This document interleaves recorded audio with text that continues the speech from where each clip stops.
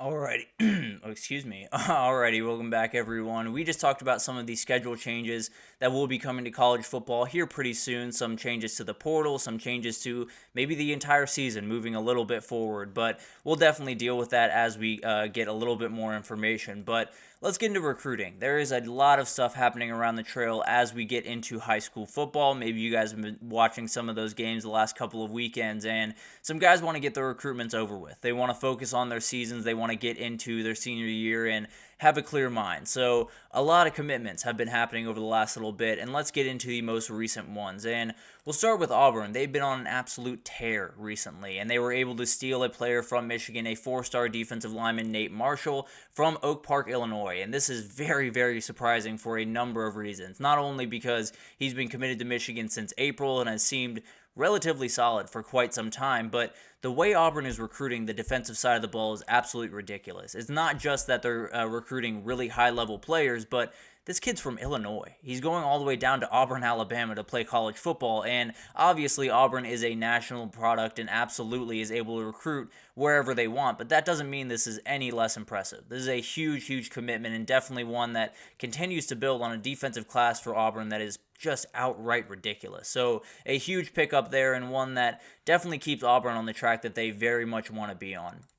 Onus Kunabani is someone I want to talk about from London. He is all the way from London. He's making his way to Knoxville, Tennessee. So going to be a little bit different. No two ways about that. But this is another program in the SEC that's on absolute fire right now on the recruiting trail. Tennessee's been doing work in 2025 and 2026 classes. They've been doing incredible stuff. And in fact, one of the recruits is doing a very interesting thing over in North Carolina. Brandon Faison, Faison Brandon, excuse me, a very talented quarterback in 2026, has sued North Carolina over their NIL laws. So definitely something to watch. We will update you on that as it kind of unfolds. But the Vols are on a roll. They are absolutely tearing people apart. And on the defensive side of the ball, much like Auburn, the area that they very much need to improve, they're doing just incredible work. And this is just another example. It will be definitely a little bit of an adjustment moving over from London to Knoxville, Tennessee, but a huge pickup nonetheless, and Onus Kunabani is officially off the board.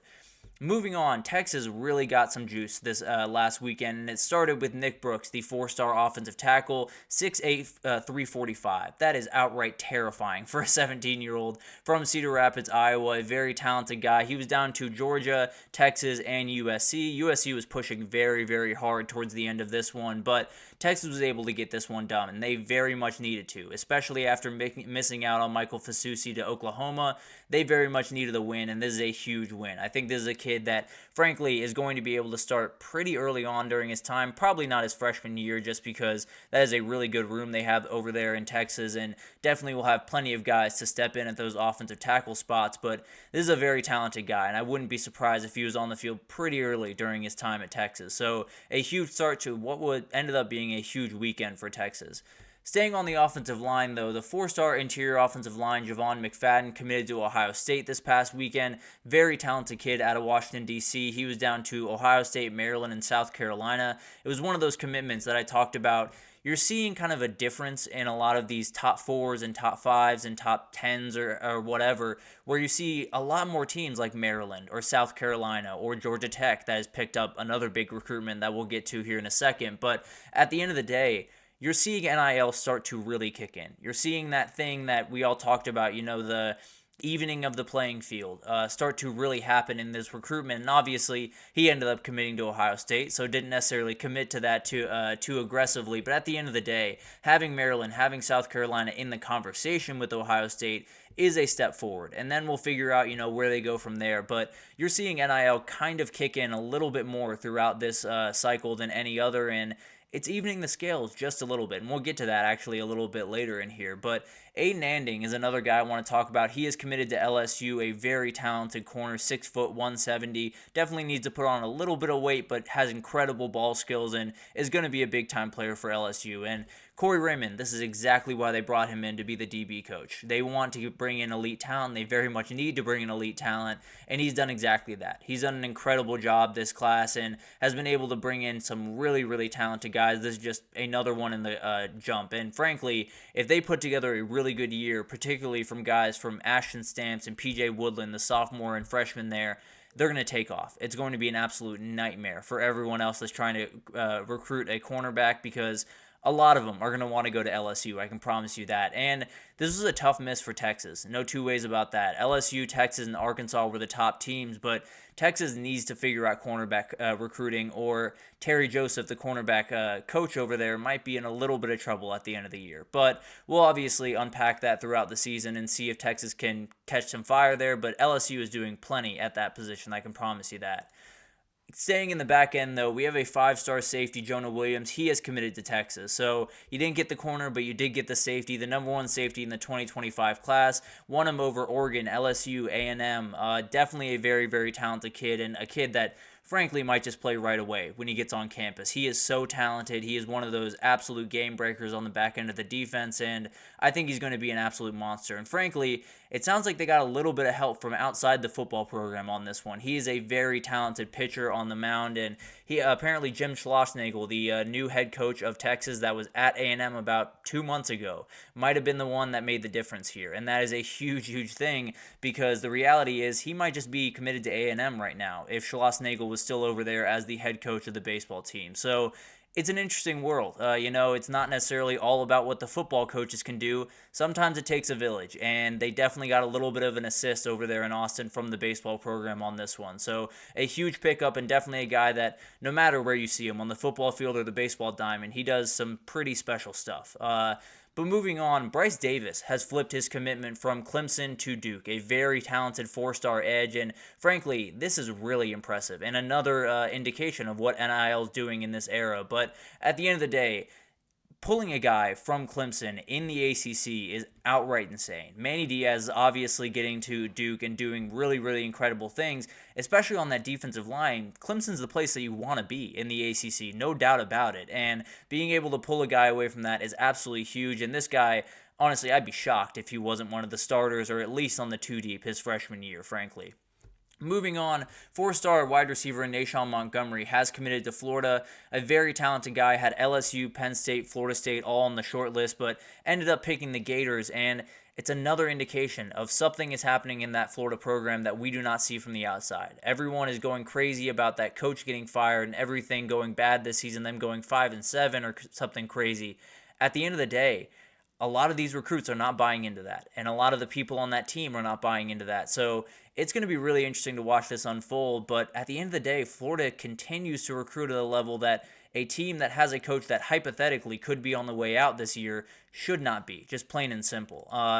But moving on, Christian Garrett has committed to Georgia Tech, a 4-star defensive lineman, was committed to Georgia about a month ago, and frankly, I think it was a little bit making room in some sense for that Georgia class, because I'll talk about in the next segment, they have a couple of really talented defensive tackles coming to that game this weekend, but this is a huge pickup for Georgia Tech, no two ways about it. They are recruiting at a level that they haven't in a really, really long time. And frankly, they might have not had done this in the era of 24/7, if I'm being totally honest, because of the style of offense they were running for such a long time. They weren't necessarily pulling in crazy recruits every single week.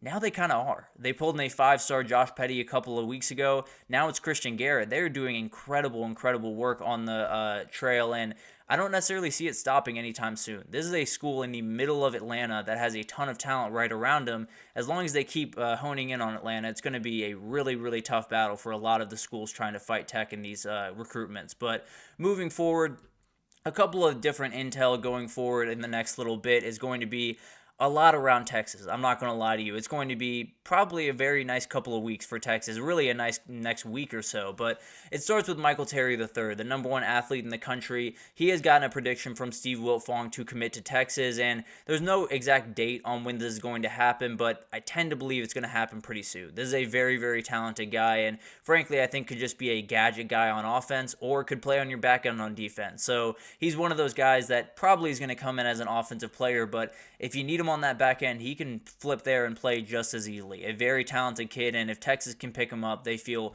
really, really good about the August they're putting together, and they're going to feel a little bit better about it when Jamie French makes his announcement, it seems. It looks like Texas continues to trend for the very talented 5-star out of Jacksonville. This kid is just incredible. He's outright awesome in every sense of the word, and Miami is doing everything they can to pull the Jacksonville product down to Coral Gables.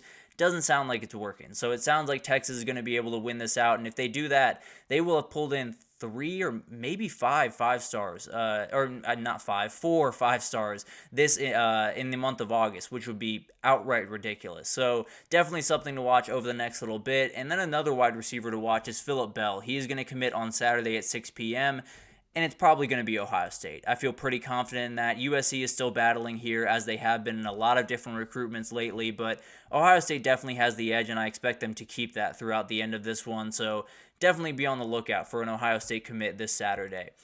Madden Faremo is someone I want to talk about because I outright love this kid. He's 6'3", 225, 4-star linebacker. He's going to be a star at the college football level. I think he's going to be a game changer for whatever team ends up getting him. But Notre Dame, Texas, and USC are the big-time teams to watch here. It looks like USC is doing a lot of really good work right now. And if they can pull this guy in, I can almost promise he'll be a starter right away. He is so talented and definitely a guy that USC needs this type of build. If they can get a linebacker on campus that's 6'3", 225, they don't have to do anything to that frame. They can definitely just throw him out there on the field and let him go to work. So a very talented guy, and cannot wait to see what he can do at the next level. Jerome Miles is a very talented 5-star wide receiver that might be leaning towards Utah right now. He is out of Draper, Utah, so would be a in-state pick. But at the end of the day, he is likely going to be in Vegas for the USC-LSU game. A&M is another team to watch here along with Georgia, but it looks like Utah might have the slight edge. I think a lot could change this upcoming weekend when he goes to Vegas, but definitely something to watch. Another team that is trying to do work this weekend is Auburn. They have Deuce Knight coming in, a huge-time recruit, definitely someone to watch, and frankly, I think he's going to be committed before he leaves Auburn this upcoming weekend. I think another one to watch, Naheem Offord, is going to be their very talented corner that is committed to Ohio State right now. And then Caleb Cunningham. They're trying to steal someone from Alabama, a very talented wide receiver, and one of those guys that if you can get him on your roster, he's going to be an instant impact type guy. So very big group for Auburn this weekend, and if they can lock it up, they're going to feel really good about this class. Georgia also has a huge group coming to their Week 1 game against Clemson, and it's headlined by 2 interior defensive linemen that are the top 2 in the country. Elijah Griffin and Justice Terry will both be in Atlanta this next weekend, and it'll be really interesting to watch these recruitments. I know Justice Terry is also looking to go to the Alabama-Georgia game, so maybe Alabama's able to sway him that weekend, but we'll see what happens there. And then you also have guys like Bo Walker, an elite running back's going to be there. Usman Kroma is going to be there, a top running back from Leesburg. So a lot of very talented players are going to be there for the Clemson UGA game. And if UGA can make a little bit of impression and maybe dominate that Clemson team, maybe there's a couple commitments coming their way over the next week or so. And then we had a little bit of a fallout from the FSU loss. It sounds like Myron Charles, the very talented defensive tackle that is committed to Florida State right now, might be looking a little bit more towards Texas' direction. That was the guy that it was a Texas-Florida State battle till the very end, and with all of the changes at defensive tackle, especially the coach at defensive tackle for Texas, he decided to go over to Florida State. But with that loss, it sounds like there's a little bit of smoke around him and Texas, and maybe Texas is able to pick up that big-time commitment and get that defensive tackle class a little bit better than it was even a couple of weeks ago before they had Josiah Sharma committed. So it's been a crazy couple of weeks. There's no doubt about that. Recruiting's been off the walls. All these guys want to get their recruitments done before that senior season of high school and then be able to hit the ground running. So a lot of stuff will be happening over the next week or so, and maybe some commitments that we don't see coming might end up coming at the end of the week. But at the end of the day, we are going to put recruiting just a little bit on the back burner for the time being. As we get into games, we're going to focus all on that. We'll still update you in shorts and some of the different segments throughout the show, throughout the year on different big-time commitments. But at the end of the day, it's time for some football. So we're going to focus on that a little bit more going forward and definitely put recruiting just a little bit on the back burner, but wanted to make sure I gave you as a big time update before we did that. But let's take our final break here, and when we come back, I'm going to give you my top 12 teams as we head into week 1. It's an interesting group. It's kind of hard to put together that 8 through 12 group, and definitely was difficult for me to do, but I like my 12, and I'll break it down right after this, so stick with us.